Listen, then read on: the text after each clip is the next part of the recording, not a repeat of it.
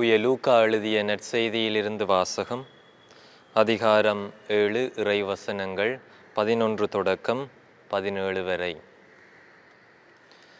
அதன்பின் இயேசு நயிம் எனும் ஊருக்கு சென்றார். அவருடைய சீடரும் பெருந்திரளான மக்களும் அவருடன் சென்றனர். அவர் அவ்வூர் வாயிலை நெருங்கி வந்தபோது இறந்த ஒருவரை சிலர் தூக்கி வந்தனர். தாய்க்கு அவர் ஒரே மகன், அத்தாயோ கைம்பெண். அவ்வூரை சேர்ந்த பெருந்திரளான மக்களும் அவரோடு இருந்தனர். அவரை கண்ட ஆண்டவர் அவர் மீது பரிவு கொண்டு, அழாதீர் என்றார். அருகில் சென்று பாடையை தொட்டார். அதை தூக்கி சென்றவர்கள் நின்றார்கள்.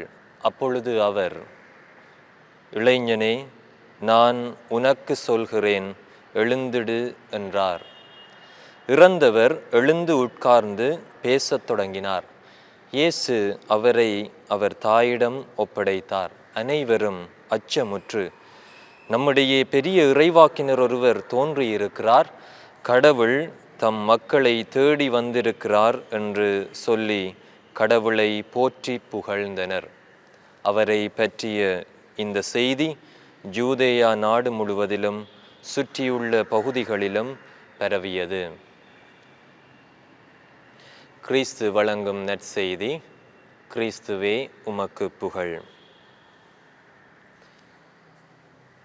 கிறிஸ்து இயேசுவிலே அன்புமிக்க சகோதர சகோதரிகளே, ஆண்டவர் இயேசு இந்த உலகத்திலே மனிதனாக பிறக்கின்றார். எமது கடவுள் இந்த உலகத்திலே எம்மை போல மனித வடிவம் ஏற்று இந்த உலகத்திலே பிறக்கின்றார். அதனால் தான் நாங்கள் பார்க்கின்றோம், யோவான் நற்செய்தி 1வது அதிகாரத்திலே, வாக்கு மனிதரானார், நம்மிடையே குடிகொண்டார். அந்த ஆண்டவர் ஏன் இந்த உலகத்திலே மனிதனாக பிறந்தார் என்றால், மனிதர்களாகிய எங்கள் ஒவ்வொருவரையும் பல்வேறுபட்ட விதமான அடக்குமுறைகள் அடக்கி ஆளுகின்றன. அந்த அடக்குமுறைகளிலிருந்து எங்களை காப்பாற்றுவதற்கு, மீட்டெடுப்பதற்காக ஆண்டவர் இந்த உலகத்திலே வாக்களிக்கப்பட்ட மீட்பராக பிறக்கின்றார். மனிதர்களாகிய நாங்கள் பல்வேறுபட்ட அடக்குமுறைகளுக்கு உள்ளாக்கப்படுகின்றோம். சிறப்பாக நாங்கள் பாவத்திலே அடிமைகளாக இருக்கின்றோம். பல்வேறுபட்ட தீய நாட்டங்களுக்கு அடிமைகளாக இருக்கின்றோம். தீய ஆவிகளாலே பிடிபட்டிருக்கின்றோம். நாங்கள் பல்வேறு விதமான அடக்குமுறைகளுக்குள்ளே இந்த சமுதாயத்திலே வாழ்ந்து கொண்டிருக்கின்றோம். ஆண்டவர் இயேசு அந்த காலத்திலே அவர் பேயினாலே பீடிக்கப்பட்ட பல மனிதர்களை குணப்படுத்துகின்றார். பல்வேறுபட்ட பாவங்களில் இருந்த மக்களை அவர் அந்த பாவத்திலிருந்து மீட்டெடுக்கின்றார், அவர்களை ஆசீர்வதிக்கின்றார். இன்னும் இன்றைய நற்செய்தியிலே நாங்கள் வாசிக்க கேட்டோம், அந்த இளைஞனை ஆண்டவர் உயிர்ப்பிக்கின்றார். ஆண்டவர் பல்வேறுபட்ட புதுமைகளை செய்கின்றார்.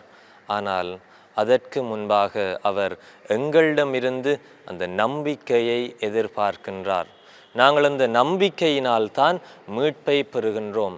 ஆண்டவரிடம் நாங்கள் ஆசீர்வாதங்களை பெற்றுக்கொள்ள வேண்டுமென்றால், ஆண்டவரிடமிருந்து பல நன்மைகளை நாங்கள் பெற்றுக்கொள்ள வேண்டுமென்றால், ஆண்டவரிடம் நாங்கள் நம்பிக்கையோடு செல்ல வேண்டும்.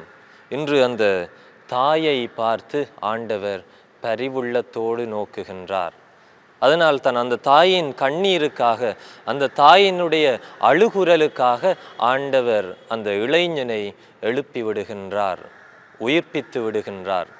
கிறிஸ்து இயேசுவிலே அன்புமிக்க சகோதர சகோதரிகளே, இன்றைய காலகட்டத்திலே நாங்கள் பார்க்கின்றோம், பல்வேறுபட்ட துன்பங்களுக்கு, அடக்குமுறைகளுக்கு பல்வேறுபட்ட மக்கள் பலவிதமான வித்தியாசமான அடக்குமுறைகளுக்கு உட்படுத்தப்படுகின்றார்கள். ஆண்டவர் இயேசு இந்த வேளையிலே எங்கள் ஒவ்வொருவருக்கும் சொல்லுகின்றார், இளைஞனே, நீ எழுந்து நடந்திடு. ஆண்டவர் இயேசு சிறப்பாக இன்று இளைஞர்களை அழைத்து நிற்கின்றார். இன்று இளைஞர்கள் பல்வேறு விதமான அடக்குமுறைகளுக்குள்ளே இருக்கின்றார்கள்.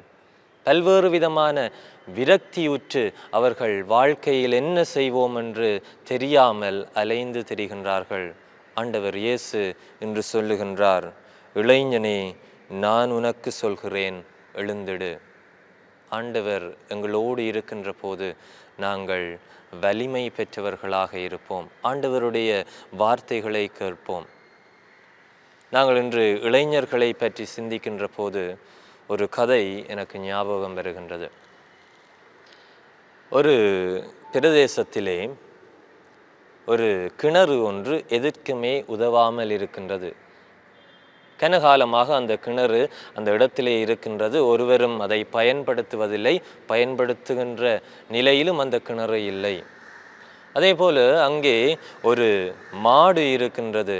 அதுவும் எதற்குமே பிரயோசனம் இல்லாத மாடாக இருக்கின்றது. எனவே இந்த இரண்டையும் அவர்கள் எப்படியாவது இல்லாமல் செய்ய வேண்டும் என்று அங்கிருந்த மக்கள் யோசித்து கொண்டிருக்கின்ற போது ஒரு நாள் அந்த மாடு அந்த கிணற்றுக்குள்ளே தவறி விழுந்து விடுகின்றது. அப்போது அங்கிருந்தவர்களுக்கு ஒரு யோசனை வந்தது.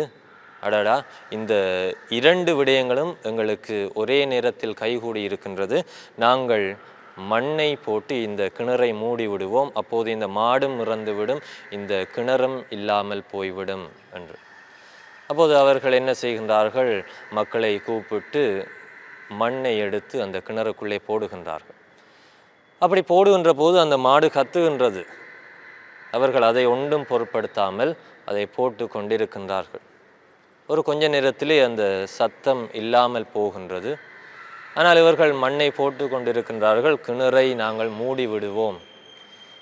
அப்படி போட்டு கொண்டிருக்கின்ற போது ஒரு கொஞ்ச நேரத்திலே என்ன நடக்கின்றது என்றால், அந்த மாடு கொஞ்சம் கொஞ்சமாக அவர்களுக்கு தெரிகின்றது. என்னடா, நாங்கள் மண்ணை போட்டோம், அந்த மாடு இறந்து விட்டதாக நினைத்தோம், ஆனால் மாடு தெரிகின்றதே என்று இவர்கள் மண்ணை போட்டு அந்த கிணறை மூடுகின்ற போது அந்த மாடு பாய்ந்து வெளியே ஓடிவிடுகின்றது. என்ன நடந்தது என்றால், அந்த மாட்டுக்கு மேலே இவர்கள் மண்ணை போடுகின்ற போது அந்த மாட்டின் முதுகிலே இந்த மண் விழுகின்றது. அப்போது அந்த மாடு என்ன செய்கின்றது என்றால், அந்த மண்ணை தட்டி தட்டி அந்த மண்ணுக்கு மேல் ஏறி ஏறி ஏறி அது கடைசியாக வெளியிலே வருகின்றது. கிறிஸ்து இயேசுவிலே அன்புமிக்க சகோதரங்களே, சிறப்பாக இளைஞர்கள் எமது வாழ்க்கையிலே பல்வேறு விதமான கல்லறிகள், எதிர்ப்புகள் எங்களுக்கு வந்து விழும். நமது முதுகிலே அது வந்து விழுகின்ற போது அவற்றை நாங்கள் தட்டிவிட்டு அதை ஏறி மிதித்து கொண்டு நாங்கள் வெளியே வர வேண்டும். நாங்கள் வாழுகின்ற இந்த சமுதாயத்திலே பல்வேறு விதமான அடக்குமுறைகள் இருக்கின்றது.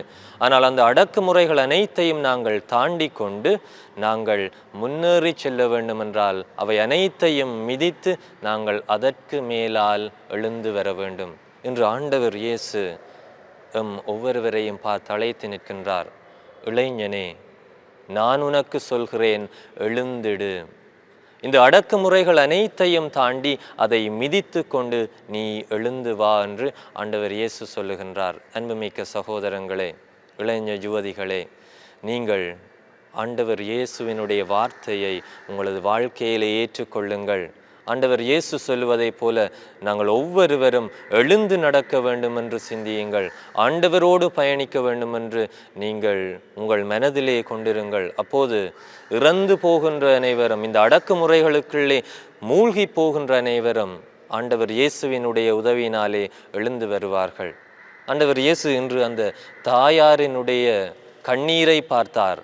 அந்த தாயாரினுடைய அழுகுரலை கேட்டார். அதனால்தான் ஆண்டவர் அந்த இளைஞன் மீது பரிவு கொண்டு அந்த இளைஞனை தூக்கி விடுகின்றார். புனித அகுஸ்தீனாரை பற்றி கேள்விப்பட்டிருக்கின்றோம். புனித அகுஸ்தீனார் அவர் புனிதராகுவதற்கு முன்பு அவர் பாவ நிலையிலே வாழ்ந்தார். உலகத்திலே எவ்வளவோ விதமான பாவங்கள் இருந்தால் அவர் பெரும் பாவியாக இருந்தார். ஆனால் இன்று கத்தோலிக்க திரு அவையாலே ஒரு இறையலாளராக, மெய்யலாளராக, ஒரு புனிதராக நாங்கள் அவரை கொண்டாடுகின்றோம் என்றால் அந்த புனிதரனுடைய தாயார் புனித மொனிக்கம்மாளின் செபத்தினால்தான். அந்த செபத்தை ஆண்டவர் கண்ணோக்கினார். இன்று ஒவ்வொரு பெற்றோருக்கும் இந்த தாயார் ஒரு உதாரணமாக இருக்கின்றார். புனித மொனிக்கம்மாளை போல ஒவ்வொரு பெற்றோரும், தாய் தந்தை, நீங்கள் ஆண்டவரிடம் உங்கள் பிள்ளைகளை ஒப்பு கொடுத்து மன்றாடுங்கள், கண்ணீரோடு ஒப்பு கொடுங்கள். ஆண்டவர் அந்த கண்ணீரை பார்ப்பார், உங்கள் அழுகுரலை கேட்பார். எவ்வாறு இன்றைய நற்செய்தியிலே ஆண்டவர் அந்த கைம்பெண்ணின் அந்த அவல நிலையை கண்ணோக்கினாரோ அதே போல ஆண்டவர் உங்கள் ஒவ்வொருவரையும் நிச்சயமாக பார்ப்பார், உங்கள் அழுகுரலை கேட்பார். எனவே ஆண்டவரிடம் உங்கள் பிள்ளைகளை ஒப்பு கொடுங்கள், உங்கள் அடக்குமுறைகள் அனைத்தையும் ஒப்பு கொடுங்கள். இளைஞர் யுவதிகளை நீங்கள் ஆண்டவரை தேடி செல்லுங்கள். ஒவ்வொரு பெற்றோரும் உங்கள் பிள்ளைகளை ஒப்பு கொடுத்து மன்றாடுங்கள். அப்பொழுது நீங்கள் ஆண்டவருடைய ஆசீர்வாதங்களை, புதுமைகளை நிறைவாக உங்கள் வாழ்க்கையிலே பெற்றுக்கொள்வீர்கள். ஆமேன்.